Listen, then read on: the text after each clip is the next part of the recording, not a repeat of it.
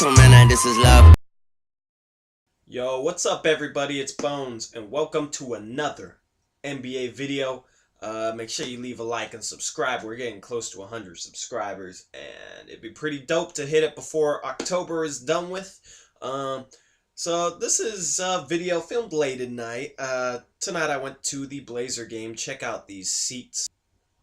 Man, sitting by the players' tunnel is one of the coolest things to be able to do. If you're a fan of your team and you're able to get seats close, try and sit by the players' tunnel, giving them high fives and all that when they walk into the locker room. It's pretty damn cool. Your boy knows how to finesse his way into cheap-ass tickets. I literally paid $40 opening night for tickets that close. Blazers give out a student discount that I took advantage of, and then I upgraded it. Look into your team and if they have upgrade options available, and look into the type of discounts, because there's ways to get $100 tickets like you saw for cheaper. And I assume other teams, other organizations have something like that. So gotta figure out how to finesse your way into saving that money. Anyway, let's jump into today's topics.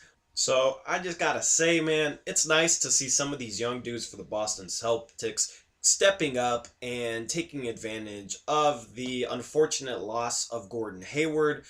It's nice seeing these guys kind of step up and replace the role that he should have had in the production that he would have given the Boston Celtics this year. Last night you had Jayson Tatum and Jaylen Brown both scoring over 20 points. They became the first pair of 21-year-old players or younger to combine for a 20-point game each.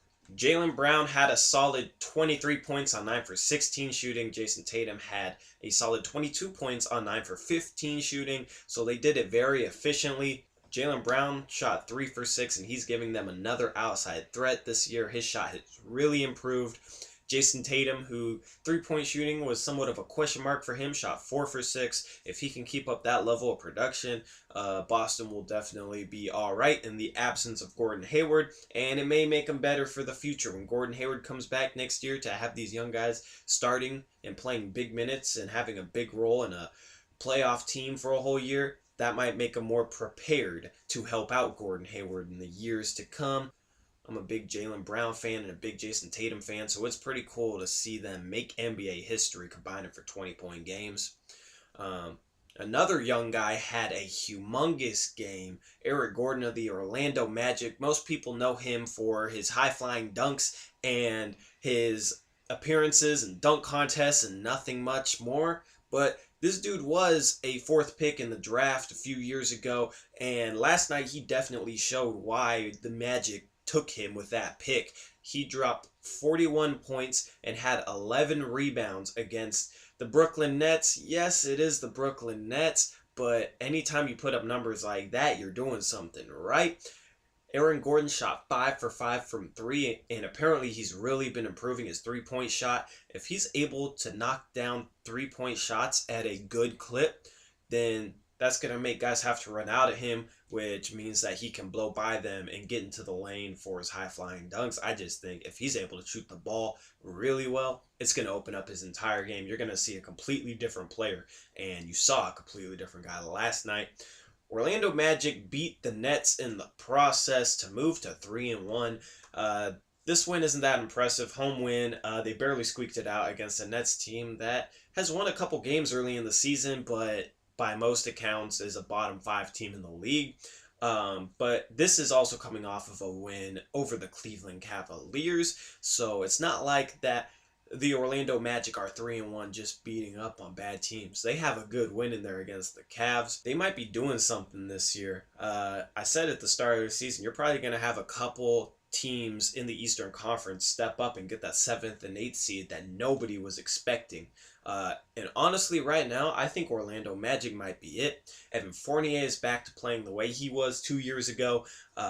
Elfrid Payton has still gotten better. Nikola Vucevic has been going off to start the season, hitting threes, even defending well. And when Aaron Gordon and his improved production and the addition of Terrence Ross and Jonathan Isaac, Orlando might be a playoff team this year for the first time since the Dwight Howard era, and that'd be pretty cool to see. They seem like a franchise that hasn't had any direction in the past few years, so seeing a young guy like Aaron Gordon blow up for a performance like this is very nice to watch and very nice for that franchise. So tonight you do have the Washington Wizards versus the Los Angeles Lakers, and most NBA fans will look at this as Lonzo Ball versus John Wall. That rolled off the tongue pretty nicely. That kind of rhymes. All right, Bones. What were you saying? You had some Twitter beef with Marcin Gortat and Lonzo Ball. There was a Twitter post. It's a tweet, dumbass. There was a tweet that quoted LeVar Ball when LeVar Ball was saying, Washington coming in here Wednesday, they better beware, because Lonzo ain't losing again. Not in the same week. You know, just crazy LeVar Ball, typical bullshit. Marcin Gortat saw that tweet, and he said, man, please. John Wall gonna torture him for 48 minutes. So, apparently, that bothered the Lakers. ESPN had a headline, Marcin Gortat's tweet irks Lakers, and this cracked me up, man. Like, Marcin Gortat didn't say anything wrong. I guess torture is a little bit too much to say, I guess, but he doesn't literally mean torture him. Well, maybe. I don't really know what's going to happen this game, so I can't rule torture out. But how are you as an organization going to be irked by Marcin Gortat's tweet when you have LeVar Ball over here in the corner saying all sorts of shit all the time, and NBA players have to hear about it every time they play the Lakers? They're going to get asked about it. This bullshit father that isn't even a part of the league, but is one of the most iconic basketball figures in the world. But yet the Lakers are irked because Marcin Gortat tweets that. And then you get all this, you know, basic rhetoric with the team saying, oh, we're behind Lonzo. Lonzo saying, oh, it doesn't bother me. I know the team has my back. Like, just all that cliche, like, doesn't mean anything bullshit. So, I honestly think John Wall is going to, I almost used the word exposed, but I've felt a little too basic when I thought that in my mind, so I'm not going to say the word expose. I'm going to say shut down. I think he's going to shut down Lonzo Ball. Lonzo Ball could have a triple-double, but I guarantee you it's not going to be a good triple-double. I have two challenges for Lonzo Ball in this game. Have less than 5 turnovers and shoot over 45% from the field and shoot over 35% from 3. I think it's very likely he doesn't get either done. Another challenge I have for Lonzo Ball is try and have a positive plus-minus, because in the Pelicans versus Lakers game, he almost had a triple-double, and that was the headline on ESPN. However, he had the worst plus-minus of any Laker on the team. Basically, when Lonzo Ball went out of the game, the Lakers went on a huge run against the Pelicans. When Lonzo Ball came back in the game, they started struggling. So for a guy that makes his teammates better, like Lonzo Ball, how do you not have a positive plus-minus? How do you have such a bad plus-minus and your bench has a positive plus-minus? Doesn't really make much sense to me. He, right now, just seems like a guy who puts up nice stats if you just look at points, rebounds, and assists, but when you look deeper into his impact on the game, you'll realize he's not really helping the Lakers just yet because his efficiency is garbage. His turnovers are way too high, so garbage. And his defense is James Harden-esque, so trash. Basically, Lonzo Ball can put up 10 points a game or so because he shoots enough to do it. We'll get 10 assists because he always has the ball. It's not like he's making a ton of great passes. He's making simple pocket passes out of the pick and roll and the other guy's shooting. It's not something that he's necessarily creating. He just has the ball in his hands and is making basic plays. And when your point guard gets rebounds, that just means your big guys aren't. I'd rather have my point guard go up the floor for an outlet pass and let the center get the rebound and pass it up the floor to the point guard so that he's further along on the break than going and getting the board himself. So rebounds, That's just how I look at Lonzo Ball and why I think him getting near triple doubles, and when he eventually gets that amazing triple double, that's why I think it's overrated. But we'll see how he does against John Wall. This is a very exciting matchup.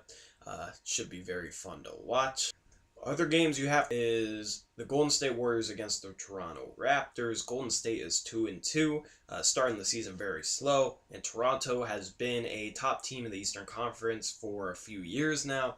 We'll see if Golden State is finally able to be a solid team, because they lost to the Rockets and they lost to the Grizzlies. So we'll see if they can kind of pick it up against a team that will actually challenge them, some team other than the Dallas Mavericks, who they most recently beat by 30. Speaking of the Dallas Mavericks, they are 0-4. They will be going against the 3-0 Memphis Grizzlies, so we'll see if Memphis can stay undefeated or if the Dallas Mavericks can finally get their first win of the season. Dallas really shouldn't be 0-4. They have talent: Nerlens Noel, Dirk, Harrison Barnes, Dennis Smith, Wesley Matthews. That team should not have started out 0-4, but they have had somewhat of a hard schedule. They did lose to the Atlanta Hawks, who only have Dennis Schroeder and a bunch of fringe rotation players. Paul George will face his old team. The Indiana Pacers come in to play Oklahoma City, so it's not a reunion game with a home crowd and a star that recently left them, so there won't be any big scene with a bunch of people booing or anything like that. I can't wait to see how Indiana reacts to Paul George when he does revisit. So you got Paul George playing in Oklahoma City against his own team. Indiana has impressed me a bit. They lost to my Portland Trailblazers, but they were without Miles Turner. They had a big win last night when they beat the Minnesota Timberwolves by 23 points. Minnesota was without Jimmy Butler, but Indiana was without Miles Turner, so it's a very impressive win. Came on the road in Minnesota. Indiana is one of my sleeper teams this year, and they look to be gelling pretty well. Darren Collison had 15 points and 16 assists last night. Victor Oladipo has looked like a completely new player on the offensive end. Domantas Sabonis has brought some good play. Corey Joseph had 21 points last night off the bench. Bogdanovic had a decent showing last night, just a pure score. I really think this team is going to make the playoffs at this point. I didn't predict them to make the playoffs at the start of the season, but this is what I thought could happen. They have some pieces that are really playing well, that are really underrated. So we will see if they can get the win on the road in OKC, who has struggled as only 1-2 to start the season. So we'll see if Indiana can really make a statement against their old star, Paul George. So that wraps up today's NBA video. Let's try and hit 100 subscribers soon. That would be awesome. I'm coming out with my NBA 2K18 draft class on October 27th, so that's in a few days. I'm excited to finally finish that up because it's been way too long to finish. And hope you guys have an amazing day. And this is Bones. I'm throwing the peace out early. Peace. Ain't no secret money on my mind. Sit at my table, then you want my time. And I don't play that. I'm stunting for the payback. I'm from a Golden State, but Portland where I lay at.